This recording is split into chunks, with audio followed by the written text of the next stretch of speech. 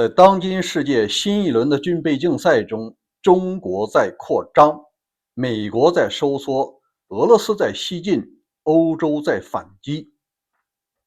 在如今的牌桌上，只有这四大玩家，其他国家你只能是在后边，或者说是选边站。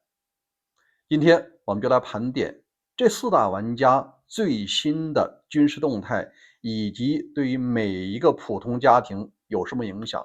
老百姓永远是被裹挟着的。我们先看中国的动态。据日本的核子物理研究所最近披露给媒体的一组照片，他们发现中国正在建设核动力航母。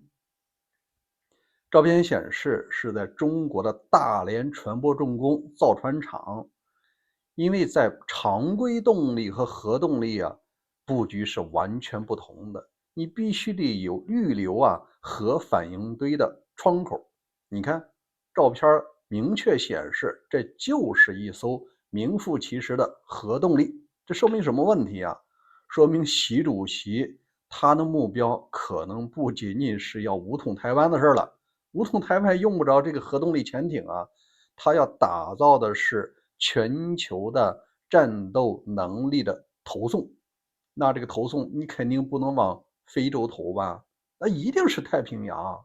所以说美国他在收缩的时候留下来的空白习主席忙不迭的他要填补。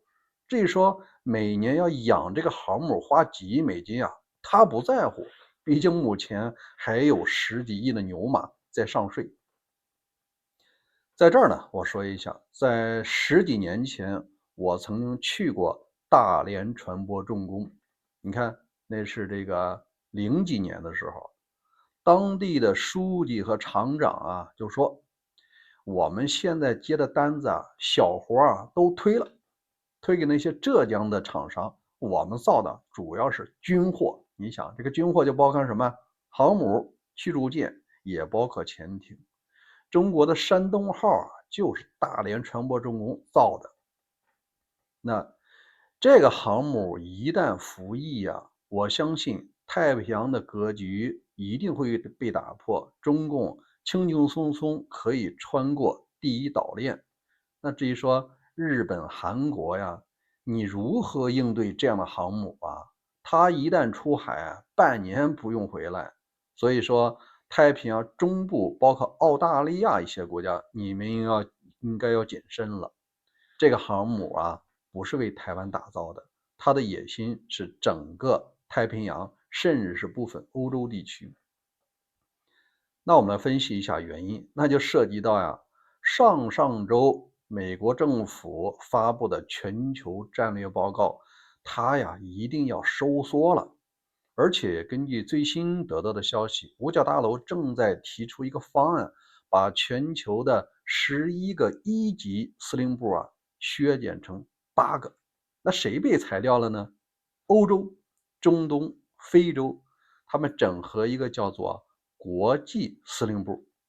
你看欧洲、中东、非洲出的事儿你就无法直接向国防部长报道了，中间多了一个汇报环节，那你的效率降低了吧？那重要性自然也就降低了。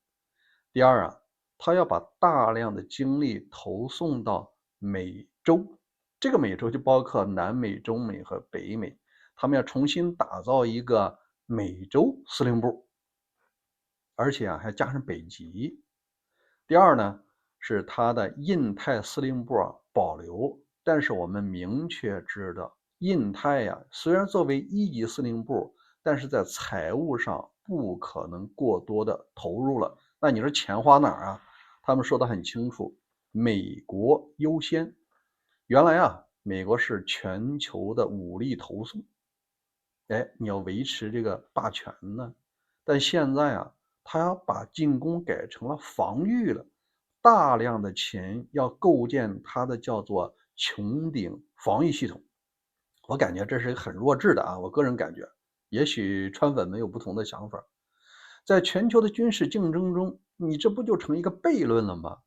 如果你想防御，你必须明白谁是你的盟友，谁是你的敌人如果盟友和敌人都搞不清，这不成混球了吗？盟友如果不给你全球的数据、信息和驻军，你哪来你的敌人发送信息呢？你就展开地图，真正敢打美国的，无非就那么两个，还有俩小弟，一个是中，一个是俄，再就是朝，再就是伊朗，那俩都是小弟级别的。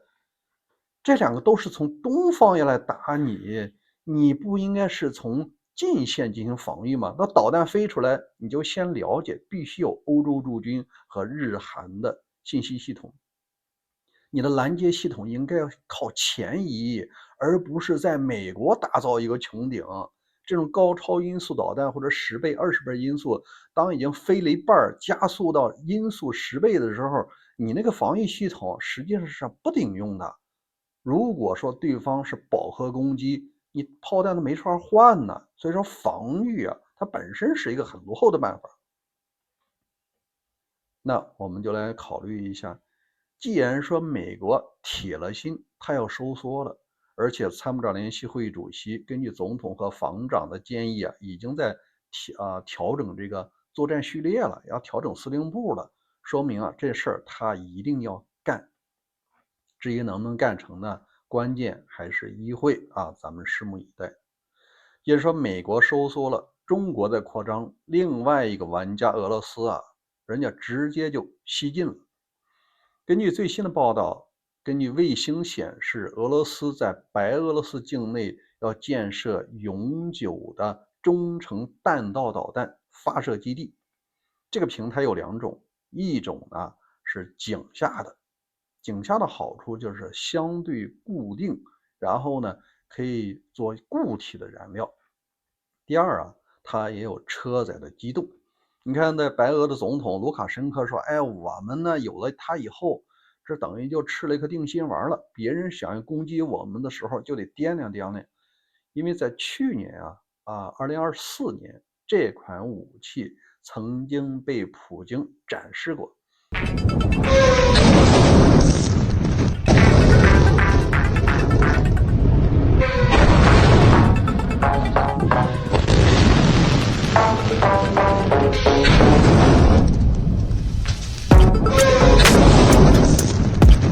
它确实速度能达到10倍音速，还有分导弹头。当时攻击的是乌克兰的一个军工厂，这个导弹绝对会把美国和欧洲吓一跳。为什么呀？它不太好拦截。你至少说爱国者啊，或者是紫渊系统，你没法拦。它是10倍音速，而且分导弹头，你哪有这么多装弹呢？直接给你搞宕机了。所以说，既然你拦不住啊，它的威慑效应就一定会形成。根据这个数据测算，这个中程弹道导弹的10分钟覆盖面包含了伦敦、巴黎和柏林，当然也包括这个波罗的海三国和这个欧洲的波兰。普京的意思很明确，你们不是要支援乌克兰吗？英法德再加上意大利，还有第二批他要寄予的波罗的海三国，还有波兰，那我就10分钟之内把导弹给你发过来，看你还要不要支持。那接下来我们看看欧洲是不是怂了呢？没怂，他们确定已经在开始反击了。首先，英国的联合参谋长已经在媒体上向国民喊话：我们现在必须做好准备，冗余不足，马上要开工这个建设导弹无论是你防御系统还是进攻系统，英国要挑这个大梁，民众要支持，议会要拨款。第二那就是德国。德国的防长最新宣布，他们要向乌克兰交付响尾蛇空导弹。这个导弹应该也是获得了美国的允许。你川普不就是想赚钱吗？布达佩斯备忘录你牵头签的，你让人家乌克兰把核武器弃了，你提供安全保障，现在挨打了，你不出手了，你变成了卖武器的军火商。那既然这样，你就不用管那么多事儿嘛，钱我给。所以说，德国也算是共同挑了大梁。那法国就突出自己的专长，它载有核武器的战斗机、轰炸机可以在波罗的海三国巡航。你不是想来10分钟之内打到我首都吗？哎，我想接下来呢，可能会发生2件事，超出了普京的预料。既然你没吓住欧洲啊，你可能给欧洲给激活了。第一是民众们再也不抱着侥幸心理说，只要把乌克兰的乌东4州给了俄罗斯，俄罗斯就会停下西进的脚步。你想什么呢？人家直接把中程弹道导弹往西进到了这个明斯克了，10分钟覆盖你的首都啊，你还怎么可能过好日子呢？波罗的海三国和波兰绝对会成为第二批的。那第二呢，就是既然说10分钟之内你能打到我的首都，那我也可以同步对应啊。比如说英国、法国，它完全可以把中程弹道导弹它开始往东进，可以部署在波兰吧，甚至部署在乌克兰的西部。你能打到我，我10分钟也能打到你莫斯科、圣彼得堡，咱俩平衡了。这是一个方面其实还有一个荣誉设计，叫什么呢？这种决策权有可能会下沉。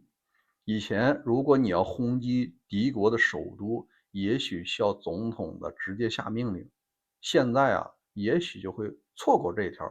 如果首都被攻击了，总统身亡了，那你前线的指挥官要不要反击？原来你还等签字等着这个继任总统那走议会程序，那皇国太多凉了，没准都灭国了。也许现在英法德的领导人就可以做一个荣誉性安排。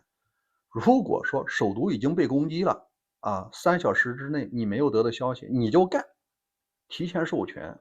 那对于普京或者对于卢卡申科来说这也许不是个好事。你看世界军备史它就是这样，你来我往，有后退的，它就有扩张的。但终归我们看到了欧洲的雄起，也相信在明年2026年，乌克兰会迎来更多的援助。作为前线能够挡住这个普京的，也只能是乌克兰的。另外从数据上来看，俄罗斯的经济能力也许只能维持1年，那2027年也许才是真正到了决胜负的时候了。好，今天这件事儿就和各位分享到这儿。